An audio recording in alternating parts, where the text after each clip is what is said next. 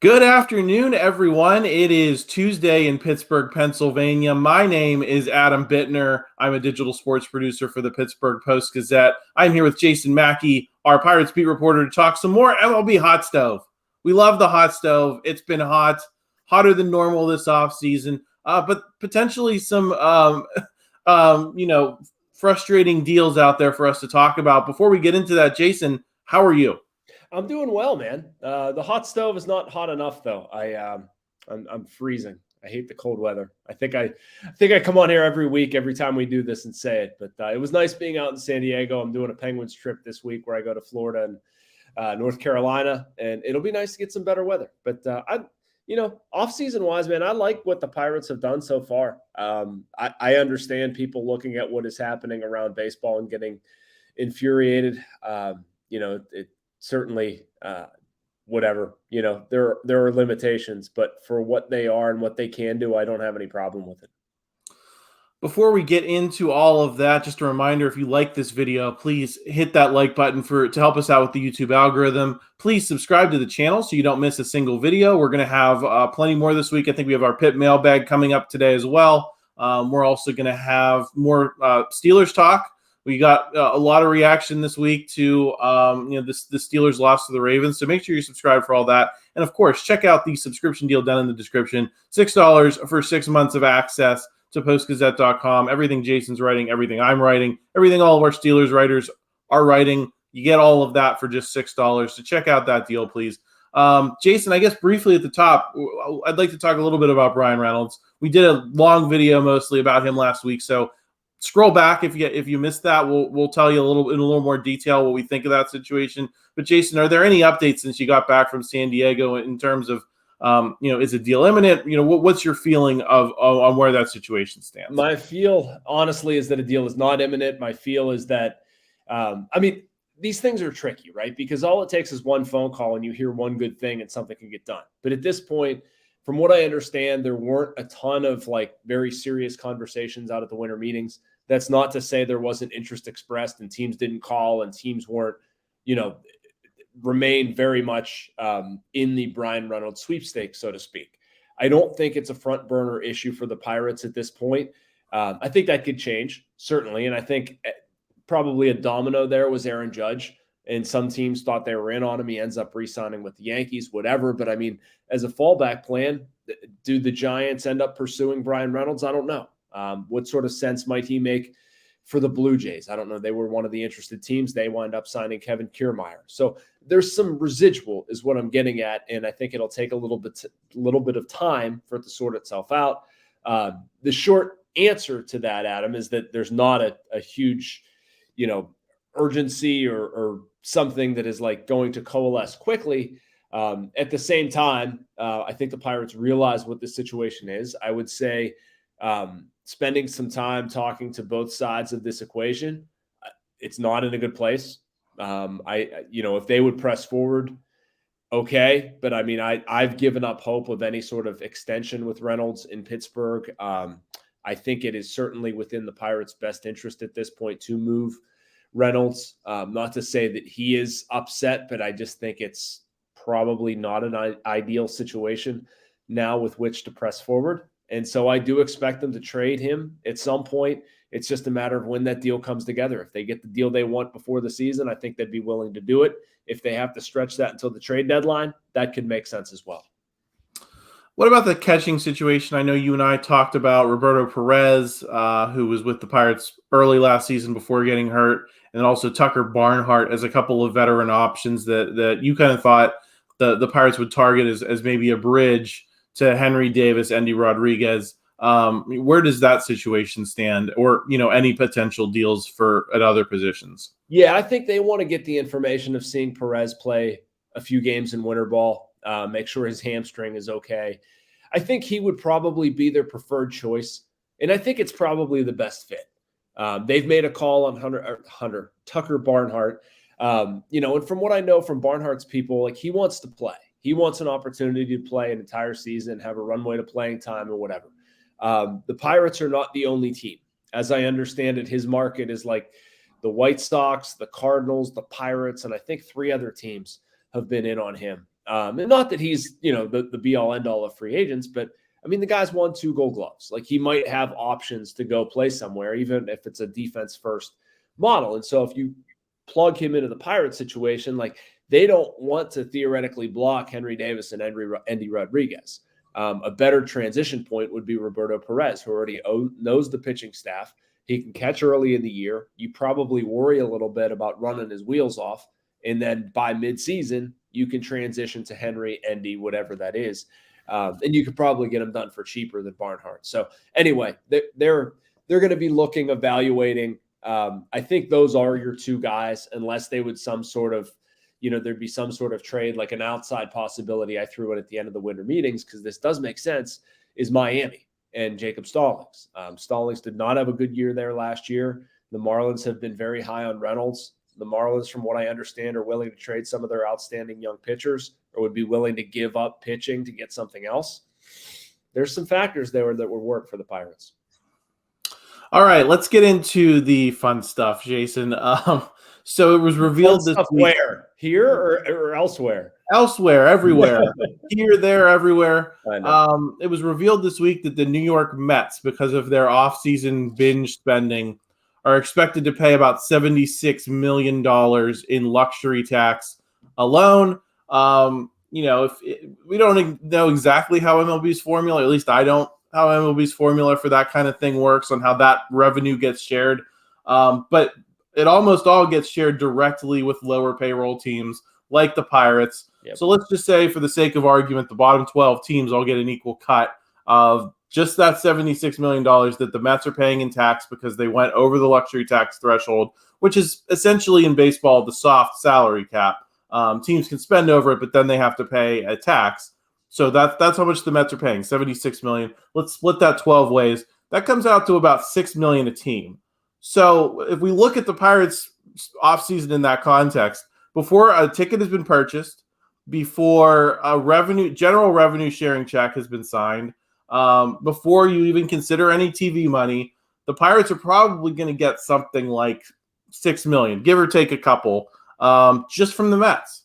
And they've spent, I believe, at this point about $12 million this winter.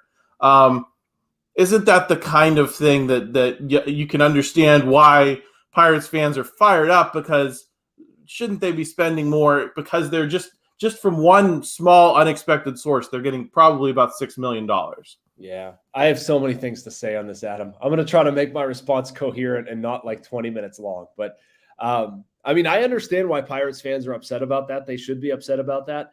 I would say the bigger knife that Major League Baseball has been turning in the hearts of Pirates fans are the San Diego Padres, where you look at New York and Steve Cohen, and he's absurdly rich. I think it's stupid that somebody like Steve Cohen should be able to own a team in the same league as Bob Nutting, and there's no sort of mechanism to control the two, right? Somebody needs to push Nutting up to spend more. Somebody needs to plop Steve Cohen down to spend less. It's just crazy. But I look at a team like the Padres in a similar TV market, because what you're saying is true. You're going to get money from revenue sharing before tickets are sold. You can look at what teams pull in because of TV revenue, local TV revenue, national TV revenue, BAM Tech. It's a good thing to own a team, contrary to what Rob Manfred has said. And so they're pulling in this money, and some teams are making good with it and some teams are not.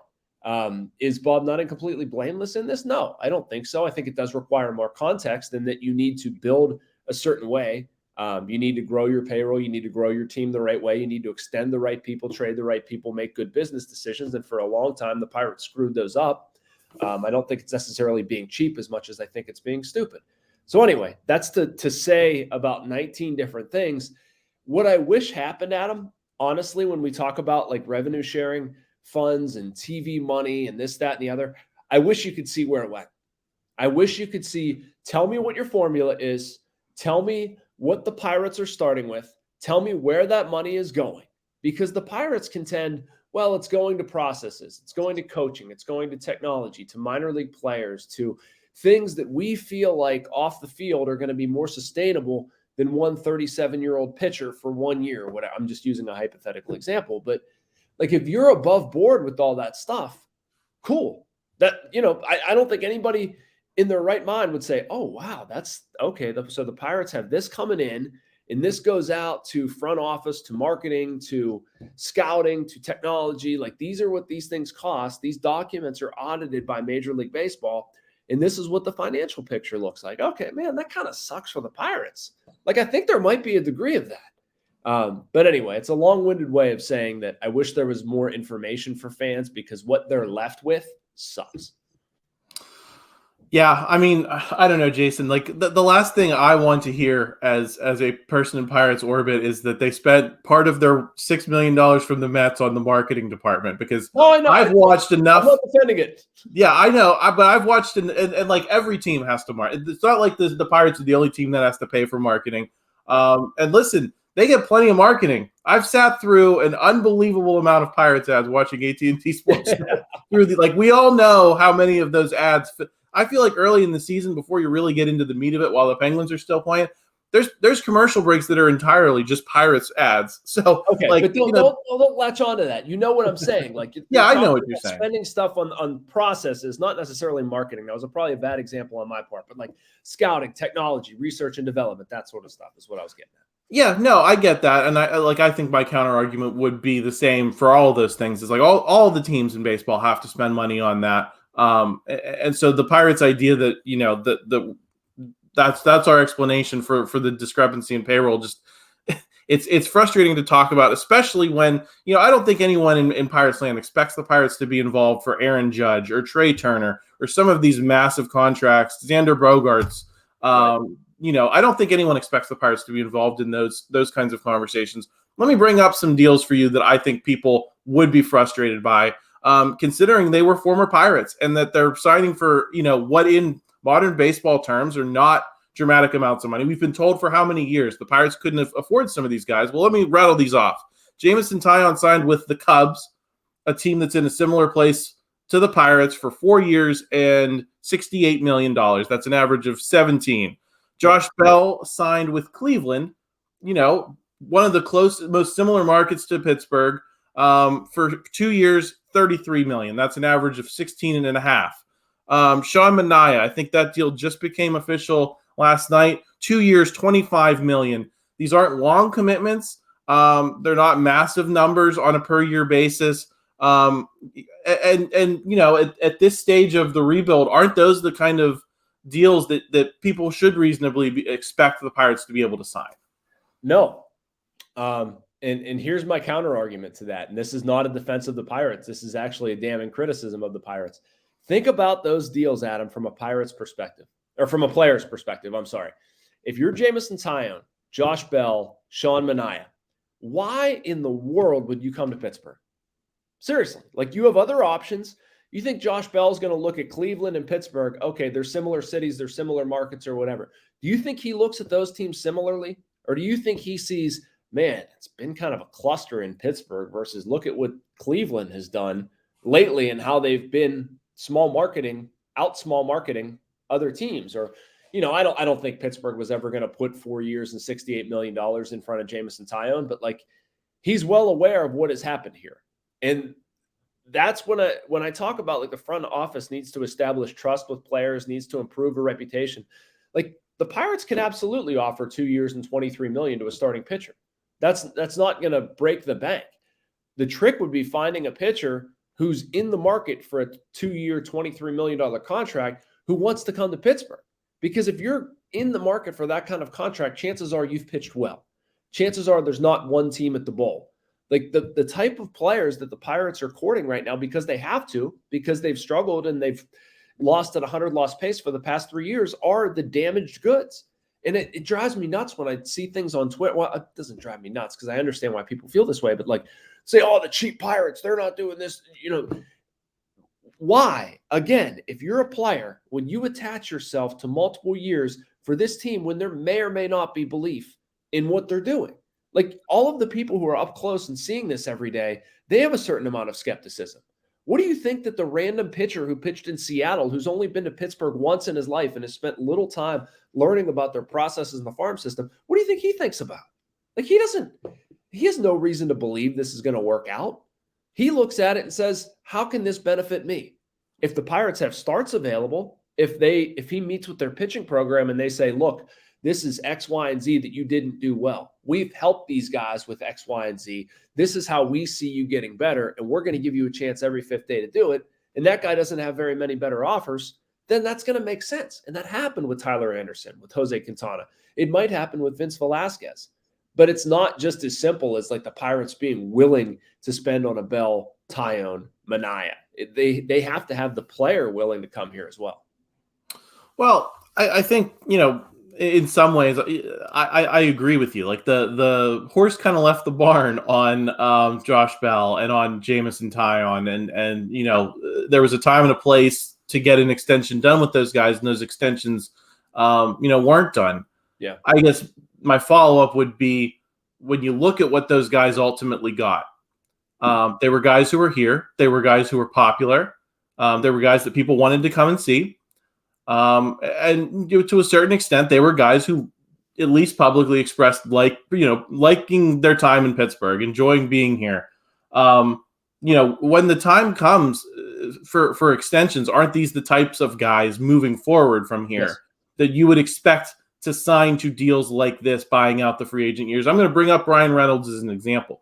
I can't imagine he's asking for anything dramatically different than what these guys are ultimately getting for their free agent years. These are their first free agent contracts.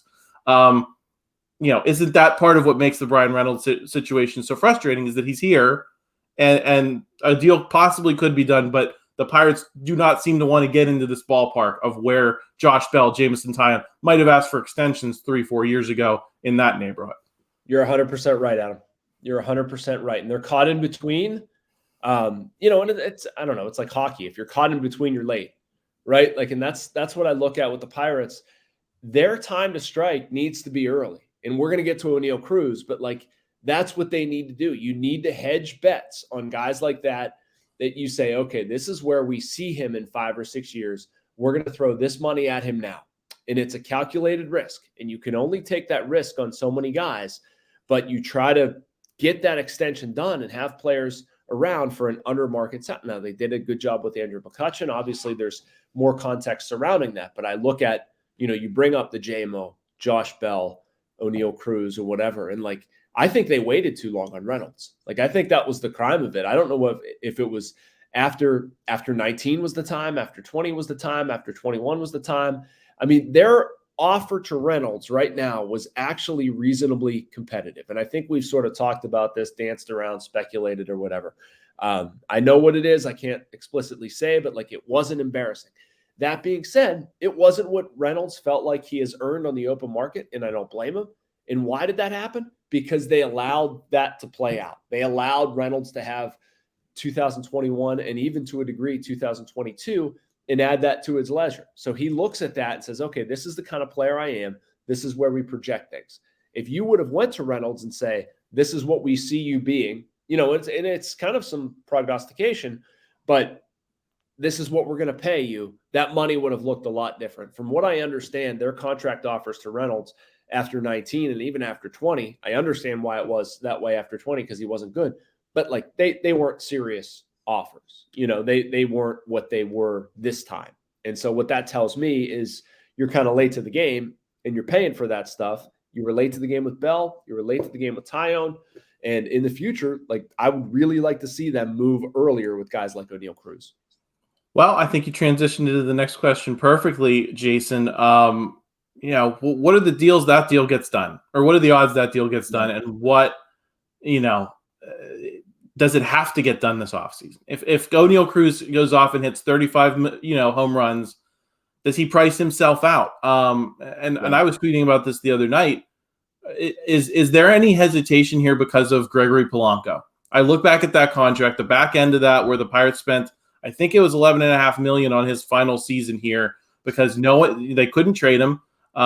They couldn't release him. They were still on the hook for the $11.5 million, whether he was here or not. I kind of look at the Bryan Reynolds situation. I kind of look at the O'Neill Cruz situation and wonder, do the Pirates view that as a huge risk of paying a guy that much money and being unwilling to do that? I hope not. I really hope not, Adam. I don't know if I can give a for sure answer on that, but I mean, nobody should be judging player B based on what happened to play. All right, informed context is good, but I wouldn't be gun shy because of what happened with Greg. Like nobody could have foreseen the injury issues he encountered, the slide into second base, the shoulder stuff. Like, he was on a very good track. And if you look at his second half of 2018, like that looks like an all-star breakout, dominant player. And obviously he never became that, but I would still want to rely on my statistical and projection models. And, I wouldn't let what didn't happen with Gregory Polanco scare me off of O'Neal Cruz or any other player, even if it's Endy Rodriguez or whatever. You should hopefully be evaluating that player independently. And I mean, it's just like, what are we doing here if you're not going to do that, right? Like if you're not going to spend high-end contract extension money, which they're certainly not going to do, you have to do it somewhere, right? Like you have to buy players in some capacity. You can't just have nameless gray faces all the time. Like even Tampa has their Wander Francos, or Kiermaier for a long time was there, or even Glasnow right now. Like you can look at the small market teams, but they still have repeatable players. Like you can't constantly count on guys coming up and performing. It's not the way it works. And so you need to hitch your wagon to some guys. I mean, frankly, you need to send a message to your fans. You need to send a message to your fans that you're serious. And earlier in this thing, Adam, we were talking about having to show other MLB players that you're serious about winning here. I mean, that's one way of doing it. You sign O'Neal Cruz to an 8-year, $60 million contract, whatever it ends up being. I'm just making up numbers, but like you put a stake in the ground and say, this is our guy. And then if he performs the way you believe he can perform, assuming you're extending him, it looks really good. So what are the odds you think that deal gets done this offseason? Do you think it has to get done this offseason? And I'll throw in a third question. What are the chances that contract, if it does happen, goes into the $100 million range? I don't think it'll go into the $100 million range. I'll tackle the last part of that first. I think there's actually a decent chance that it happens this offseason. I don't mean to create an incendiary headline or something like that, but I mean, like, I think it would be in O'Neal Cruz's interest to sign that thing now. I think it would be in the Pirates' interest to do it. And I think they have some clarity with Reynolds that they're not necessarily going to be paying him. And if you look at the number that you would otherwise be paying Reynolds, I mean, you're looking at like $25 million over the next 3 years. If you would cut bait and transition that money over to, say, O'Neal Cruz, you've got a decent head start on what an extension would look like. So to me, there's a lot, and I do believe they've learned from some of their past failures. So 60, 70%, that feels a little bit high, but like, it's certainly something that I think is possible. I do think they would like to get a Reynolds trade partner in that part of the equation figured out before they go the Cruz route. I mean, that's just the sense I get on it. That's not anything that's like hard reported, but I am certainly looking at this as having a non-zero chance. I'm trying to think of a diplomatic way of phrasing it, but I certainly think it's in play. Do you think it has to happen this offseason? No, we've talked about waiting too long. Do you think next offseason is still an on-ramp to that situation? I think it still could be. Yeah, I do. And I mean, honestly, like, let's say O'Neal Cruz goes out and makes 72 errors at shortstop next season, which I think is at least somewhat possible. You don't really have an idea what his value is. You'd like to think that he produces a lot offensively, but I wouldn't say that if next year goes poorly for him that he's ultimately going to be a poor player. People might be down on him, but to me, that could still be an on-ramp. Like, I still look at this year, next year, you could still get something done with him. Now, the problem with Reynolds is he had one really good year, one really bad year, one phenomenal year in 21, and, really good year in 22. And then we're talking about this after his value has sort of, you see what his WAR has been over the past 4 years. It's pretty good. I'd like to see them wait no more than 2 years on Cruz before jumping into something. Yeah, it just makes you wonder, like, if he does go out there and then, it's best case scenario for the Pirates in 23, but probably worst case scenario in terms of trying to hold on to him. If he hits a bunch of homers, Right. what does that do? It just drives it up, which, Right. Again, it's why I think it makes a lot of sense to do it now, and you just live with it. Right. Before I let you go here, is there anyone else who we should be talking about in terms of a contract extension at this point? 3 names I had written down: JT Brubaker, Ronzi Contreras, Mitch Keller. Of those 3, I would say they'd be the most attractive people to extend. Do you think that it's too? I think you're already shaking your head. Yes, it's too soon for that conversation for those guys. It is for me. It is for me. And Brew and Mitch are both ARB1 this year, and that's fine. I don't know. I'd like to see more of Mitch in the sinker. I'd like to see. I was impressed with the steps Brubaker took this past season. I thought he was really good and durable, and I like the pitcher he's become. I'd like to see him become. He's like a 2.5 pitch guy right now. I'd really like to see him become like a 3.5 pitch guy, and then I'd feel more comfortable with it. But I like both of them, and I really like Rowanzi. But right now, pitchers and arm trouble, it's so fickle, man. Like, I don't want to, knock on my dining room table here to have this not happen, but like, God forbid something would happen to Rowe's arm. They've been really cautious with him. He's team control right now. His salary is going to be peanuts. Like, I'd keep riding it out. Maybe after next year you do something, but I don't feel that same urgency. Fair enough, Jason. That's all I got for you. Any closing statements here on the state of the Pirates in mid-December 2022? No, I still think they're going to be better than they were last year, Adam. I really do. I'm looking for a win total in the mid to high, or not mid to high, but 74 wins, something like that. I think Jack Sawinski is somebody I've been really impressed with how he's carrying himself. I did that story earlier in the week, but no, I mean we've covered a lot of it. Need to get a catcher now. I like what they've done with the pitching. All right. Well, we will check in with all of you if and when a catcher signing happens, if and when a Bryan Reynolds trade happens, if and when an O'Neill Cruz extension happens. Still plenty of stuff on the Pirates' radar, going into 2023. Still plenty of things to talk about, Jason, even after the winter meetings are done and some of these signings have been made. Yeah, I'm gonna try to not.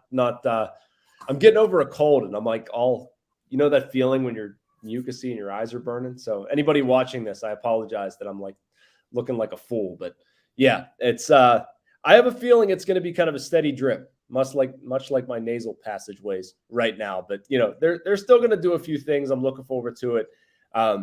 Catcher is the most obvious for me, and man, it's scary, Adam. It's like 2 months till pitchers and catchers, something like that. I think February 12th is when I go down there, so it's starting to feel a little bit more real. I'm excited about it. Yeah, once we get on the other side of Christmas, it'll be right around the corner. Well, Jason, thank you so much for joining us. I think these people have really been liking these Pirates videos, so we really appreciate you coming on, talking to us. Again, if you like this video, please hit that like button for the YouTube algorithm. Please subscribe to the channel so you don't miss everything we have coming up this week. And please check out that subscription deal if you haven't already. We'd love to have you on board as a digital subscriber at the Post-Gazette. Otherwise, we'll talk to you later this week with more videos. So thanks for stopping by. Thank you for checking out this content from Post-Gazette Sports. If you liked the video, please like it and subscribe to our YouTube channel. If you enjoyed it on Apple Podcasts, please rate us 5 stars on Apple Podcasts. For 6 months of digital access to post-gazette.com for just $6, click the link down in the description.